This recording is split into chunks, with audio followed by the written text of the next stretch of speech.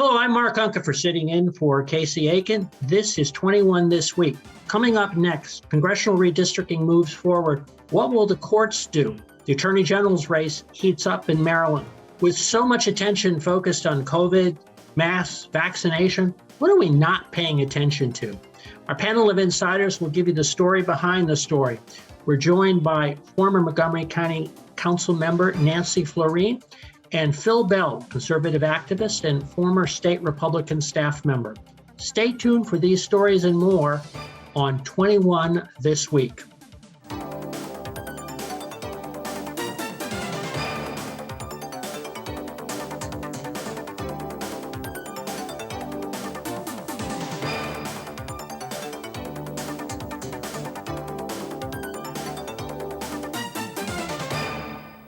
Every 10 years, the census, congressional district boundaries get redrawn. Often it is a process in which legislatures band together to choose their voters by withdrawing artfully and sometimes oddly shaped maps. Maryland's legislature has passed new congressional maps. The governor has vetoed their design and the legislature overrode him. Next, the courts will have their say. Phil, how should the courts rule? Well, here's the thing. When you look at the state, when you go by county, and when you look at the way the population is in the state of Maryland, we really should have 4 Republicans and 4 Democrats, or at least districts that are favorable that way. Why is that? If you really look back before, I guess, into the early 2000s, that's really what you had. And Maryland has actually only become much more Republican. Now, remember in 2010, the legislature went absolutely crazy. They drew a pterodactyl on the map. They included a portion of Montgomery County in with Allegheny County and just beyond. So hopefully what the court will do is something reasonable so that we keep communities of interest together. That means the folks in Carroll County, which is a nice agricultural area, are not included, divided, and then included partially with Montgomery County, where you have a lot of people who work for government and have a much more urban lifestyle. Keep communities of interest together. That's even more important than the partisan split, but that's really where we should be. Nancy, are the congressional maps fair? Well, it depends on who you ask. Well, I'm asking you. I think we won an award nationally for John Sarbanes' district as the most gerrymandered district in the country. We may retain that award this time around. You can litigate all you want, but the courts aren't going to decide. They're going to say, did you follow the rules? And the rules are what they did. They appointed a commission. They went through a process. They did very carefully. Then the governor adopted the plan that the governor wanted, and then he got outvoted, right? To the victor goes the spoils. It's going the opposite way in other states. Depends on what team you're on. So, you can spend money on lawyers to litigate this to make your point, but any challenge is going to be unsuccessful. You can look, every time the Supreme Court has been looked at this, they say, yeah, this is a mess, but we're going to send it back to the state legislatures to deal with it. And so you get what you got here in Maryland. So let me follow up on Nancy's point about other states. And if Republican states maximize the size of their Republican congressional delegations, why shouldn't Democrats in Maryland do the same thing? Well, look, I'm not arguing against the idea of Democrats wanting to help themselves. That's part of what happens when you have a political process, and it should be political because that gives the voters the best opportunity to weigh in, even if the weighing in is indirect. However, that goes back to what I was saying before. It's communities of interest. Now, I've been outspoken and the only one saying this in that there never should be redistricting. I've always said districts should be permanent. They should be based on physical boundaries and political boundaries as in state lines, county lines, and that way the communities of interest would always stay together.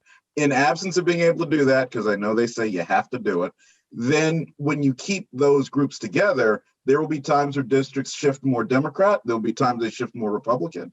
But overall, the people who live in that district will have a member who says, okay, I've got farmers in Carroll County and part of Frederick or Hartford, however it is. I'm going to represent that interest as opposed to, well, I'm from Montgomery County. Forget all the people up there above the county line. Well, it's interesting. I think that courts had something to say about that a number of years ago with Baker v. Carr, and we now have population as a standard for districts. But let me kind of quickly move forward on to another topic. You know, each year it seems that there's a further expansion in gambling in Maryland, and the latest step in this process has been sports gambling. Nancy, sports gambling has come to Maryland. It's come to other states previously. Was this a good idea? You know, look, I think the state took in over $1.3 billion from gambling revenues last fiscal year. So that's useful. I mean, you know, you're taking money away from people oftentimes who are probably least able to afford that choice. You know, when you win, it's great, but most people lose. So we had that big debate years ago about gambling in Maryland, and the proponents were successful, and we have some successful casinos across the state. You know, it's what it is. It's generated, I think it generated about $500 million in revenue for the schools last year, which is something, and that's helpful. So here's a business idea, Phil. I'll let you take it, which is, so what's next? We've gradually expanded the number of things that we gamble on, right? Mm-hmm. And right now, obviously, we're close to Washington, D.C. We were doing sports gambling. What about doing political gambling, bets on elections and taking bets on future political developments? You think that would attract some interest? Maybe that's just something that Maryland could get ahead of the curve on. Well, believe it or not, you actually can do that. I think predict it. That's where you can do a lot of this. And then also in general, the stock market, although we don't like to look at it as gambling, it does happen there. But I think it's important to ask one question. Why is it that we're continually looking for more sources of revenue for things that the government does? The majority of what the government does, it is the only provider or only consumer of these services. Therefore, it should be able to control costs rather than having to constantly go out and say, oh, well, let's gamble on this or let's tax that. They should be looking for ways to control costs, provide those services more efficiently, not for new revenue sources. However, personally, I think, hey, look, there's nothing wrong with gambling. Go ahead and do it. You're an adult. You be responsible with how you use your money. Nancy, very quickly, Montgomery County does not have any gambling facilities. Is it time to revisit that issue? Maybe we could pick up some money for the county. I'm not sure local jurisdictions have the ability to do that. And not on their own, no. Yes. The casinos I've seen really are self-contained. That's not, apart from a few jobs, they're really not supporting other businesses. Okay. So I don't think so. Okay. When we come back from a short break, we'll talk about the Maryland Attorney General's race. Welcome back. With the retirement of Attorney General Brian Frosh, the Democratic primary for Attorney General is shaping up as a battle of the Titans. The wife of former Governor Martin O'Malley, Catherine Curran O'Malley, is running against Congressman and former Lieutenant Governor Anthony Brown. Montgomery County's own Senator Will Smith has dropped out.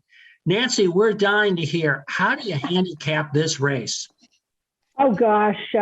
Obviously, Anthony has name recognition. So I think he's in a more advantageous spot. Look, it's a job. The slot is open, and we'll see who wins. I don't think, I'm not sure it's the kind of job that the people should elect. Frankly, it should not be a purely political position. The Attorney General has important obligations to the governor, to the legislature, to the state of Maryland. And I don't think most of us are in the best position to judge who's the best leader in this regard. But nonetheless, I do think Anthony has the edge. But I do not know Mrs. O'Malley, but she has a tremendous record and in the court system, which is not Anthony's background. So we'll see how it goes. And she has the legacy of her father having been Attorney General for a very long time, Joseph. Indeed. Now, she knows what she's talking about. Phil, longtime 21 This Week panelist Jim Shalik is running as a Republican. What issues do you think could help him break through? Well, first, before we get there, I want to go back to something Nancy said. You suggested that it's not a job that the people should elect. Now, why is that at a time where what the government's role, especially from a judicial standpoint, is growing, that makes it even more desirable that the public should be paying attention to who is the state's top cop. And so I really have to disagree with you there. As far as what Jim Shalek, what issues, I don't think there's any specific issue that's going to help him stand out. What I do think, and this is going to go back to several episodes that I've been on here at 21, is to say about cultivating a grassroots movement and also pointing out that there is a choice between the general approaches between the two parties on these issues overall. One problem that we've had as Republicans in Maryland for a long time is that we've tried to say, well, we need to be a little bit more moderate or, try to avoid quote unquote extremes. We need to point those out, and we need to point out areas where Jim would be different. And one of the things I think is noteworthy is that nearly everybody running from the Democrats is recycled in some form. So you got one person whose father was attorney general and her husband was the governor, another guy who's in the U.S. Congress. You've got a delegate. You've got this, that, or the other. Can we have some new blood here? How about somebody who hasn't been institutionalized in the government for over a decade? What do you say to that, Nancy? Is experience count, or do we need a fresh face? Well, I don't think there's anything wrong with fresh faces, but you really do need people who know the community, who have some sense of how you get things done, who have some presence, and that's why people do recycle themselves. And I got to say, Jim's been on the ballot many, many times, so I don't think this is any different. But I do think. But he's not an elected official. Well, no, that's true. And, I do think that knowing how things work is helpful, and it helps people to be effective in the job when they are elected to it. I'm not opposed, again, to having people with some background, but, someone who comes out of the blue is not going to know how to get the job done. Someone who's been in the community, a leader or something, a known presence, that's how, people get elected. But now think about what improves the community, what improves the business community, what improves the community in general. It's coming up with new ideas. It's coming in and saying, you know what, I don't know how it works. We're going to come up with a new way to make it work. And maybe we'll incorporate some elements of the prior and go forward from there. That's what new faces can do. And Montgomery County is especially bad for this because you look at how many, and of course, they're all Democrats almost. Everybody's recycled. So nothing changes. Yet everyone walks around and says, well, we want things to change. That's a great way to do it. That's not true of the Montgomery County Council. They've got a lot of new members, and they're going to get a lot of new ones coming up. So we're going to see a lot more new ideas here. Well, term limits, of course, created a bit of change in Montgomery County, and so we'll see how that works out. Yep. So let me just shift gears a little bit here. In the last 21 months, and I'm kind of looking at scripts over the last, since March of last year, we've been talking about COVID. We've been talking about lockdowns, masks, and vaccinations every single week. And it seems at times all consuming. And it struck me, are we not paying attention to some issues that we should be paying attention as a result of that? So Nancy, I want to give you the first crack at this. Looking ahead to the 2022 elections in Montgomery County, what issues should we be paying more attention to, and why? Well, I do think that what we do not see is leadership on supporting our business community. I do not think we see great leadership on certainly expanding our road system, which is, I'm an outlier in the democratic world on those points. But I do think focusing on our tax base and providing the infrastructure necessary to support it should be a priority, and it hasn't been. No one's going to run on those points, but they should. Why not? I think because the far left of the community doesn't see it that way. And the other thing about Montgomery County, and I think actually, Phil, you mentioned this earlier, we've got a lot of federal workers here and a lot of retired federal workers, and they didn't come out of the business community. And they're used to government per se, and they're used to government getting things done. They are less used to a more business-oriented society. So and that's been our tradition for many, many years. And so I don't think that the business issue sings to Montgomery County the way it may in other places. Bill, I just same don't- question. Same question, but I'll expand it to what about the state of Maryland? What's the big issue that we should be paying more attention to? Well, I agree with Nancy about traffic. It's funny in the mornings, you can even see going over the American Legion Bridge. And I think there's an article about this recently, how that traffic has virtually returned to normal. Yeah. And so that just gives you an example of how things have changed and how, unfortunately, there hasn't been the type of action on whether you're talking about your main roads, your secondary roads, which would improve that. But overall, I would think the economic conditions in general. So even before COVID, you had still, while at the federal level, the regulatory burden was decreasing, you didn't really see a lot of the positive impact coming in at the state level in Maryland and overall. So what we need to do is look for ways, and it's a generic statement, but it's true. We need to look for ways to simply say, look, the best way for things to operate is to let people let them operate their business, let them set up their stores, let them do what they need to do and grow it, as opposed to looking for ways to restrict, looking for ways to control, because not only was the past regulatory burden heavy, and legal burden, but now you added all these COVID restrictions on top of that, and everybody's scared of their shadow. So we need to be getting a lot of that out of the way. And going back to COVID, since we started that, we need to simply be left alone. No more wondering, do we have to wake up next week and put a mask on if we go inside? Do we have to worry about not wearing it properly when we get on an airplane? It needs to go. If the scientists or any of their other folks know what they're doing, they'll go to their labs, they'll investigate, they'll figure out how to solve the problem, and then tell us, not keep us on this string every day. So we were trying to stay away from COVID and ended up coming right back to COVID. But let me, since we're doing that, one of the issues I kind of want to raise, if we just have a few seconds, I'll come back to you, Nancy. You mentioned that we were talking about the role of government, the fact that government is such a dominant player in our area. And I'm struck that so many government workers and contractors too, that are part of the extended community for that, they're relocating. They're moving farther away because they don't have to pay, frankly, the high costs of Washington area and Montgomery County, but they also can telecommute. They can use Zoom and various other tools. Is this an issue that we should be paying more attention to? Well, I think it's an issue for the present and the future. All our assumptions about where you live, how close to work you need to get, those have all gone out the window. I think federal employees really don't want to go back to the office if they can avoid it, and I think that's the case throughout the region. That's true in the private sector too. So query what we do with our big office buildings. Query what we assume about traffic. I think we're seeing more midday traffic now than we used to, perhaps, and the rush hour in the morning may be equivalent.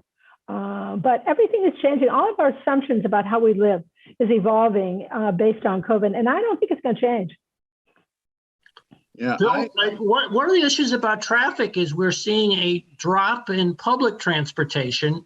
Metro usage is down, and people are obviously also using cars too. Is that another one of the assumptions that we need to take a look at? I think a little bit, because one of the biggest problems with, and me, I love trains, I'm Mr. Transportation, but one of the biggest problems always was, it was always geared toward people going in at one time and leaving. And then if you tried to travel on any of it any other time, you were just about out of luck. Mm-hmm. So, the one positive thing that's come from COVID is that we finally did get to that rethinking of going to the office and not needing to, or not needing to as much, that had long been coming. So we absolutely do need to look at that. We need to look at ways that we can meld those main lines of transportation with something that's able to get people into the suburbs. So I don't personally like them, but the bikes, the scooters, Uber, Lyft, and I know there used to be you could kind of rent a car by an hour, that by the hour, that type of thing that you needed to. I think seeing more of that, encouraging more of that, obviously done by the private sector, but can be encouraged by government to grow, that will help more and then make that public transit much more useful. Well, that's a change from the current mode, but maybe a little bit more of the same. Well, thank you. I think you've got the last word there, and when we return, we'll have parting shots. Welcome back. And now for parting shots, Bill Bell. Thank you, Mark. My parting shot this week goes out to fellow 21 This Week panelist, Nicolee Ambrose. Nicolee hosted a wonderful Christmas party at her home last week, and it was so refreshing to see so many great familiar faces come together, see each other, talk, drink, eat, you name it, do all the things that people do and have a pleasant time. It was so much different than walking around and seeing half of someone's face or wondering, oh my gosh, if I get close to you, will I get sick? No, it was living like it should be. She always puts on a great Christmas party, which is my personal start to this season. So shout out to Nicolee. Great job. I think you just gave up the ghost that they weren't masked. Nancy, your parting shot. Well, I would say, it is the giving season. So please remember to give to the charities and nonprofits that you think are important. And remember, it doesn't end on Christmas Day. All year long, people within our community are in need. Our food banks are operating at full capacity still. All our different charities are very desperate and dependent upon our community to support them. So I would encourage you all to consider, monthly consistent donations to the people the groups you're supporting now, because they will be grateful to you and you will make a difference. And to add to that, this is always for many people the year-end tax giving season. So it's a good time to remember your favorite charities as well. Well, thank you for tuning in each week to MC Media's Montgomery County's hardest hitting talk show, 21 This Week.